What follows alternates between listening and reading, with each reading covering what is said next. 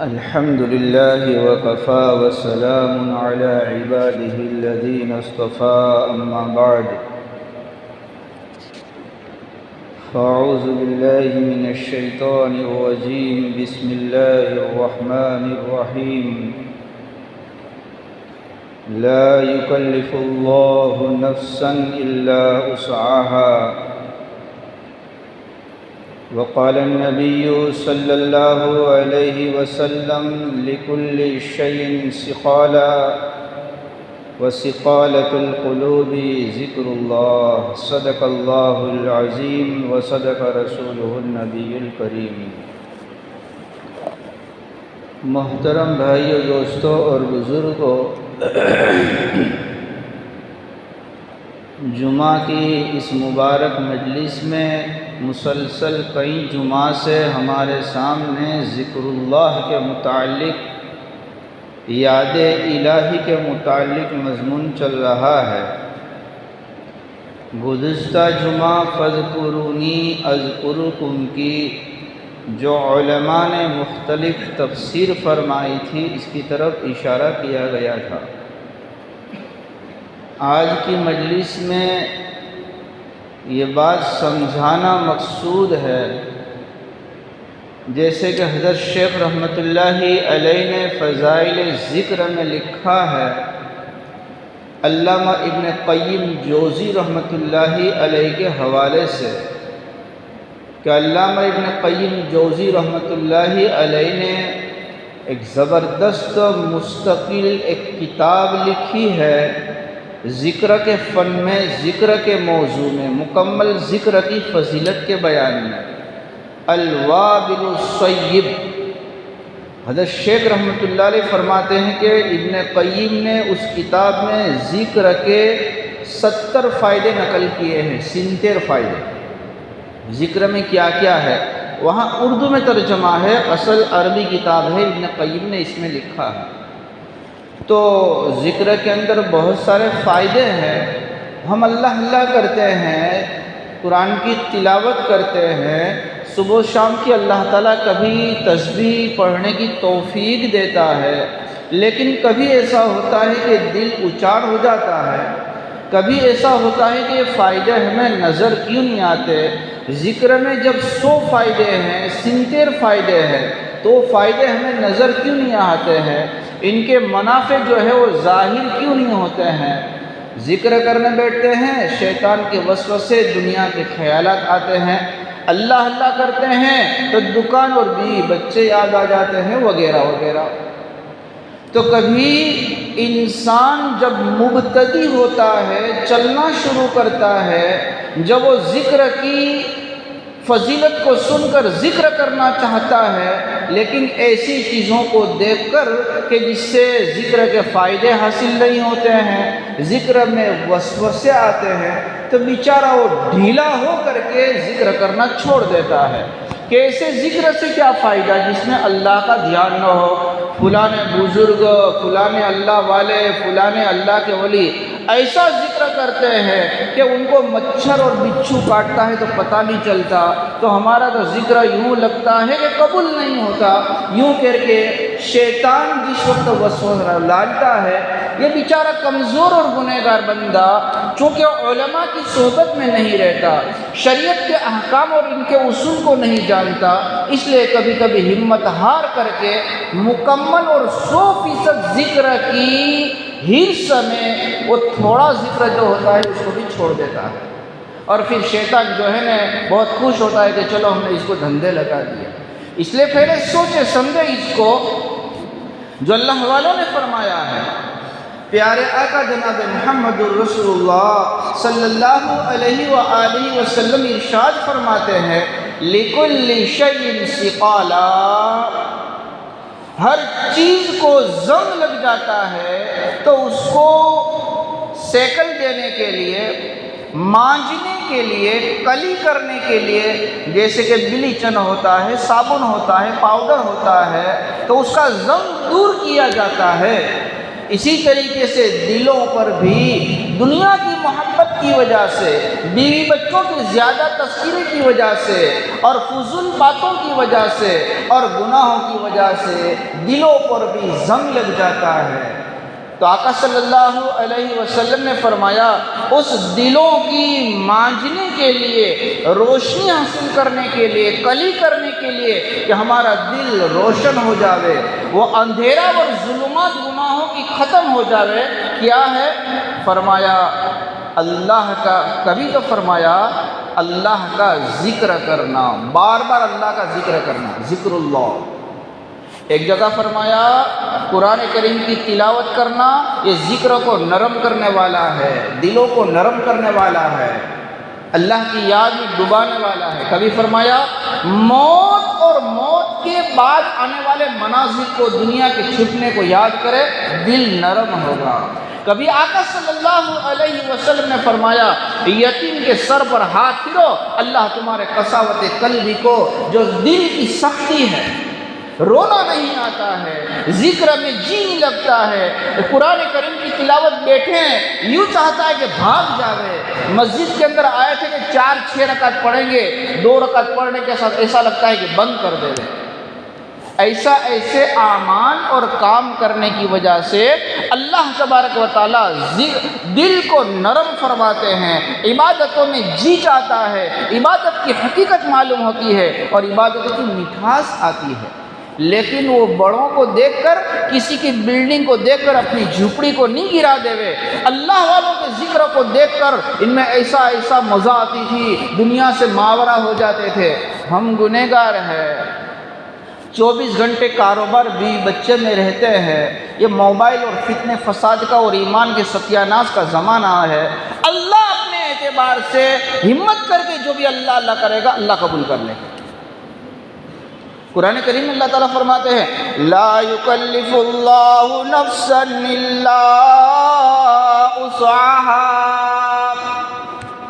اللہ تعالیٰ کسی بندے کو اس کے اختیار، اس کی وسعت اور قدرت سے، طاقت سے زیادہ مکلف نہیں بناتے ہیں، ایسا ہی ہونا چاہیے تو میں قبول کروں گا۔ تم اپنے لیے جتنا تمہارے اندر اختیار ہے اتنا تو کرو، پھر اللہ فرماتے میں اپنی شان کے اعتبار سے قبول کروں گا۔ تھوڑا وقت کوشش کرو کہ ایسا ہو کہ اس میں ہما سما تماشا ہنگامہ نہ ہو، بھیڑ بھاڑ نہ ہو، ادھر ادھر کا شور نہ ہو، تنہائی ہو۔ وضو کرے، پاک کپڑے پہنے، صاف کپڑے پہنے، اندھیرا ہو بالکل، آگے کسی کے اوپر آنا جانا نہ ہو، کھڑکیاں کھلی نہ ہو، کچھ تصور کرے، عطر لگا دے، پاک جگہ پر بیٹھے، حلال کمائی کا اہتمام کرے، اور پھر تھوڑی ہمت کر کے یا اللہ میرے اختیار کے اندر جتنا تھا میں نے وہ کر لیا، اب دل تیرے قبضے کے اندر ہے، اس دل کے اندر تیری جو ہے نا محبت بھر دے۔ تو انسان کے اختیار میں جو اتنا کرے گا اللہ تبارک و تعالیٰ آہستہ، لیکن ہر چیز جو ہے نا وہ فوراً نہیں ہو جاتی ہے۔ ہم آج صبح ذکر کرنا شروع کر دیا، کل اس کے نفع حاصل کرنے کی کوشش کرتے ہیں کہ ہو جائے، نہیں ہوگا کبھی۔ ہر چیز آہستہ۔ ایک ناریلی کا اگر پودا ڈالتے ہیں تو 4-5 سال کے بعد میں، ایک آم کا درخت بوتے ہیں، سالوں کے بعد کے اندر اس کا میوہ اور اس کی جو ہے نا اس کی مٹھاس آتی ہے۔ ہم ذکر کرنا شروع کریں، وہ دل جو سالوں تک، وہ دل جو زندگی کا دنیا کی محبت میں کالا ہو چکا ہے، تو اس کے لیے، اس کو دور کرنے کے لیے تھوڑا آہستہ ہمت کر کے ہمیشہ کرنی پڑے گی۔ اللہ والے فرماتے ہیں ذکر میں جلدی نہ کرو، اللہ کی یاد کے اندر جو ہے وہ جلدی نہ کرے، آہستہ جب قطرہ پتھر میں لگتا ہے، ایک دن آتا ہے کہ وہ سوراخ کر دیتا ہے۔ اس پر میں اس بات کو آسان کرنے کے لیے آج کی مجلس میں 2-4 باتیں عرض کر رہا ہوں جس سے ہمت بندھے گی۔ عصر بعد ہے، فجر بعد ہے، تہجد بعد ہے، انسان اپنا وقت نکال کر کے تھوڑا سا بیٹھ جاتا ہے، اللہ تبارک و تعالیٰ ادھوری سے مکمل تک، اور ریاکاری والی سے اخلاص تک، اور ادھر ادھر کے انتشار والی سے دھیان والی عبادت کرنے کی توفیق عطا فرماتے ہیں۔ ایک مرتبہ علامہ رومی رحمۃ اللہ علیہ فرماتے ہیں، ایک مرتبہ ابلیس شیطان جو ہے ایک عابد زاہد جو اللہ اللہ اللہ کا ذکر 3 تسبیح سبحان اللہ کہہ رہا تھا، اس کو وہاں جا کر اس کو وسوسہ ڈالا، اللہ زندگی بھر تو لبیک لبیک اللہ اللہ کہتا ہے، تو کبھی تیرے اللہ کا جواب اللہ کی طرف سے آتا ہے کہ نہیں آتا؟ وہ بھی دیکھ، میں تو دیکھتا ہوں کہ تو اللہ اللہ کیے جا رہا ہے، سبحان اللہ کیا جا رہا ہے، اور کبھی اللہ نے تیرا جواب نہیں دیا۔ تو ایسے ذکر کرنے سے، ایسے اللہ کے نام لینے سے کیا فائدہ جس میں اللہ تعالیٰ کی طرف سے جواب نہ آوے؟ تو اس اللہ کے بندے نے چونکہ وہ چیزیں نہیں سیکھی تھی، ہاں تو بات برابر چھوڑ دیا۔ خضر علیہ السلام اس بندے کے خواب میں آیا، فرماتے اللہ تعالیٰ فرماتے کہ تو نے مجھے یاد کرنا چھوڑ دیا؟ فرماتا کہ ایسے اللہ اللہ کرنے سے کیا فائدہ جس میں اللہ کا نام نہ ہو؟ تو اب بے وقوف ایسی بات میں شیطان کے دھوکے میں نہ آ۔ علامہ رومی رحمۃ اللہ علیہ فرماتے ہیں مثنوی رومی کے اندر، گفت ابلیشش کے اے بسیار گو ای ہما اللہ را لبے کے گو، گفت آ اللہ لبے کے ماس آنیاز درد سوزت لبے کے ماست، زیر اللہ تو لبے کے ماں است۔ فرماتے ہیں اے اللہ کے بندے، تو اس شیطان کے وسوسے میں آ کر کے اپنا اللہ اللہ ذکر کرنا نہ چھوڑ۔ جب تو پہلی مرتبہ اللہ کہتا ہے، صبح تو تسبیح پڑھنے بیٹھتا ہے، تلاوت کرنے بیٹھتا ہے، نماز پڑھنے بیٹھتا ہے، پھر دوسرے دن یا شام کو دوسری مرتبہ اللہ اللہ کہنے کی توفیق کا ملنا، قرآن کریم کی تلاوت کی توفیق کا ملنا، یہ اس بات کی دلیل ہے کہ پہلا ذکر قبول ہو گیا، قبول ہو گیا۔ اگر قبول نہ ہوتا اللہ اللہ تو اللہ کسی دشمنوں کو اپنا پاک نام لینے کی توفیق نہ دیتے۔ اس لیے شیطان کے دھوکے میں نہ، یہ اللہ اللہ کہنا، زبان کا حرکت دینا، وقت کا نکالنا، کبھی دعا مانگنے کا موقع ملنا، کبھی درد سے کوڑنا اور کبھی آنکھوں سے آنسو آنا، یہی تو جواب ہے اللہ تعالیٰ کی طرف سے کہ ہاں تو ذکر کر رہا ہے بندہ، میں سن رہا ہوں۔ فاذکرونی اذکرکم، جو اس سے پہلے مجلس کے اندر آپ کے سامنے آیا تھا۔ اچھا، جیسے ڈاکٹر دنیا میں MD ہوتے ہیں، حکیم ہوتے ہیں، وہ علاج جو ہے نا فوراً جان لیتے ہیں، اللہ والے بھی روحانی بیماریوں کے علاج میں بڑے ماہر ہوتے ہیں۔ ایک مرید حاجی امداد اللہ صاحب مہاجر مکی رحمۃ اللہ علیہ کی خدمت میں پہنچے، کہنے لگے کہ حضرت آپ نے بتایا ذکر کرو، یہ کرو، تلاوت کرو، میں اللہ کا ذکر کرتا ہوں لیکن لطف اور مزہ نہیں آتا۔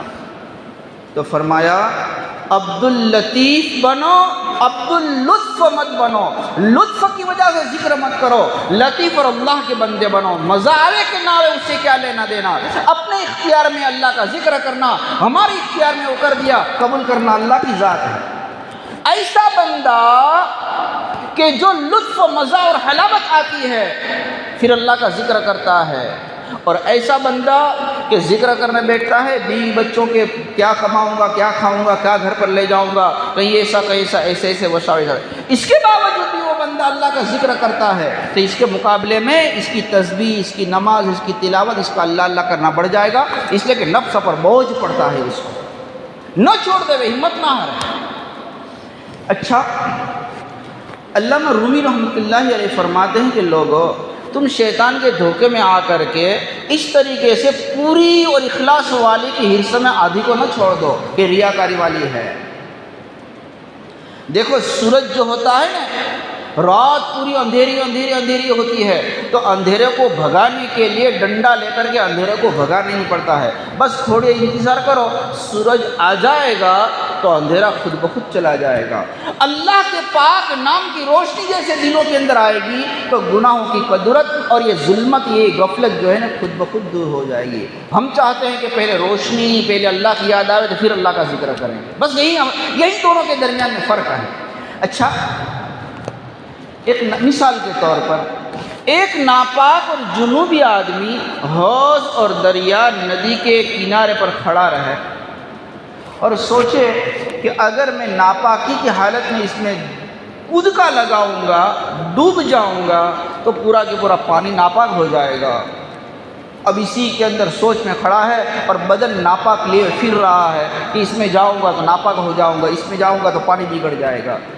کسی اللہ والے نے فرمایا، بے وقوف ایسا نہ سوچ، دریا کہہ رہا ہے تیرے جیسے ہزاروں ناپاک ڈبکی لگا کر میرے اندر آ آئے اور سمندر پورا کی پورا جو ہے نا اپنے اندر لیے ہوئے تمام نجاستوں کو اور گناہوں کو ختم کر دیا۔ میں سمندر میں دریا پاک کا پاک رہا اور بہت سارے گنہگار جو ہے نا وہ پاک ہو کر کے نکل گئے۔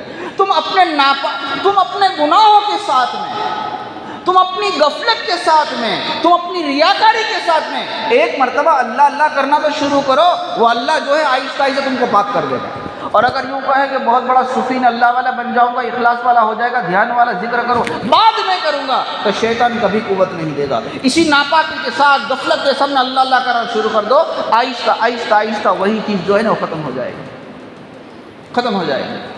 حضرت رحمۃ اللہ علیہ نے ایک عجیب مثال دی۔ سلیمان علیہ السلام کے زمانے میں چونکہ ہر چیز پر سلیمان علیہ السلام کی قوت اور طاقت تھی، حکومت تھی، تو ایک مچھر سلیمان علیہ السلام کی پارلیمنٹ میں ایک کیس اور مقدمہ لے کر آیا کہ حضور ایک شکایت ہے، یہ ہوا جو ہے بڑی ظالم، میری بڑی دشمنی کرتی ہے۔ فرمایا کیا ہے تمہارا مقدمہ؟ فرمایا کہ جب بھی کسی انسان کے اوپر بیٹھ کر میں خون چوسنا چاہتا ہوں، میں بھوکا ہوتا ہوں، ایک تھوڑے سے خون پر میرا پیٹ بھر جاتا ہے، لیکن جیسے ہی بیٹھتا ہوں ہوا آتی ہے اور مجھے اڑا دیتی ہے اور میں بھوکا رہ جاتا ہوں۔ یہ میری شکایت ہے، میرا مقدمہ ہے کہ ہوا کو کہو کہ مجھے ستاوے نہیں۔ تو فرمایا تم مدعی ہو، فیصلہ کرنے کے لیے دونوں کے دونوں پکش کا ہونا ضروری ہے۔ مدعا علیہ جس کے خلاف میں تمہارا مقدمہ ہے اس کو بھی بلا لو۔ تو اس کو جب حکم دیا ہوا کو، تو تیز طوفان بھر بھر کر کے ہوا آئی اور پھر یہ مچھر اڑ گیا۔ تو فرمایا تم خود نے مقدمہ دائر کر دیا، تم چلے گئے۔ فرمایا یہی تو ہماری لڑائی ہے کہ یہ شیطان جو ہے نا، یہ بدبخت جو ہے مجھے ٹکنے نہیں دیتی ہے۔ خیر، اللہ والے فرماتے ہیں کہ جس طریقے سے یہ مچھر جو ہے وہ اگر انتظار کرے کہ ایسا ہو تو کبھی نہیں ہو سکتا ہے، کبھی نہیں ہو سکتا ہے۔ بس تم جو ہے نا آنکھیں بند کر کے اللہ اللہ کرنا شروع کر دو، یہ گناہوں کے اور یہ غفلت کے جراثیم اور یہ مچھر پارٹی خود بخود جو ہے بھاگ جائے گی، اس کو بھگانے کی ضرورت نہیں پڑے گی۔ تم اللہ کی نور کی ہواؤں کو بھرنا شروع کر دو، یہ مچھر خود بخود بھاگ جائیں گے۔ ہم یہ سوچتے ہیں کہ کبھی موقع ملے گا، ایسا ہوگا، جماعت میں جائیں گے، حج پڑھنے جائیں گے، اس کے بعد میں ذکر کرنا شروع کر دیں گے، تو بات کبھی کل نہ بھی آئی نہ آئے گی اور نہ کبھی کسی کی آئے گی، اور یوں ہی زندگیاں اللہ اللہ کیے بغیر برباد ہو جاتی ہے۔ ہمارے مہینے گزرتی ہیں، 3 تسبیح صبح و شام کی پابندی نہیں ہوتی اسی وجہ سے۔ اچھا، حضرت خواجہ عزیز الحسن رحمۃ اللہ علیہ، حضرت تھانوی رحمۃ اللہ علیہ کے خلیفہ ہے، بار بار میں نے ان کے اشعار بھی سنایا ہے۔ وہ فرماتے ہیں دل کیوں نہیں لگتا طاعتوں میں اس فکر کے پاس بھی نہ جانا، دل کیوں نہیں لگتا طاعتوں میں عبادتوں میں اس فکر کے پاس بھی نہ جانا، دل لگنا کہاں ہے فرض تجھ پر، تیرا تو فرض ہے دل لگانا۔ تو دل لگا عبادتوں میں، ذکر میں، لگے کہ نہ لگے وہ اللہ کے اختیار میں ہے۔ اچھا، ایک بات میں درمیان میں کہہ دوں، جب بات یاد آ گئی، حضرت تھانوی رحمۃ اللہ علیہ مجدد ملت ہے، شریعت کے اور مسائل کو کھول کھول کر امت کے لیے آسانی کر دی جس کو مشکل سمجھتے تھے۔ ایک چیز ہے اختیاری، اپنے اختیار سے جس کو کر سکتے ہیں۔ ہمارے مثال کے طور پر نماز پڑھنے کے لیے آئے تو اچھے کپڑے پہن لیے، وضو کیا، مسجد میں آئے، جیسے نماز میں اللہ اکبر کہنا چاہیے اس طرح اللہ اکبر کیا، ہاتھ باندھے، رکوع سجدہ وغیرہ وغیرہ، ظاہری طور پر جتنا اپنے اختیار میں ہے وہ کر لو۔ اب اخلاص کا پیدا ہونا، دھیان کا پیدا ہونا اور دل کا ایسا لگنا، یہ دل اللہ کے قبضے میں ہے، یہ چیزیں غیر اختیاری اللہ کے قبضے میں ہے۔ ہم جو ہے نا اختیاری چیزوں کو تو نہیں کرتے ہیں، جو ہمارے بس میں ہے ہمیں کرنا چاہیے، اور وہ غیر اختیاری جو اخلاص نے، یہ نے، دھیان نہیں، اسی کے پیچھے پڑتے ہیں اور اس کو چھوڑ دیتے ہیں۔ تم خضوع اختیار کرو، اللہ خشوع اختیار کرنے پر قادر ہے۔ تم اپنے اختیار میں اتنا کرو، اللہ تبارک و تعالیٰ بات کا مسئلہ آسان کر دیں گے۔ تو دل لگنا نماز میں، تلاوت میں، ذکر میں الگ ہے اور دل لگانا الگ ہے۔ یہ دل لگانا یہ اختیاری چیز ہے اور دل لگ جانا یہ غیر اختیاری چیز ہے۔ لگے کہ نہ لگے کوئی حیرت کی بات نہیں ہے۔ دل کیوں نہیں لگتا طاعتوں میں، اس فکر کے پاس بھی نہ جانا، دل لگنا کہاں ہے فرض تجھ پر، تیرا تو فرض ہے دل لگانا۔ یہ اختیاری نہیں، غیر اختیاری، لگا رے اسی میں جو ہے اختیاری، نہ پڑ امر غیر اختیاری کے پیچھے، عبادت کیے جا وہ مزہ نہ آوے، نہ آدھی کو بھی چھوڑ ساری کے پیچھے۔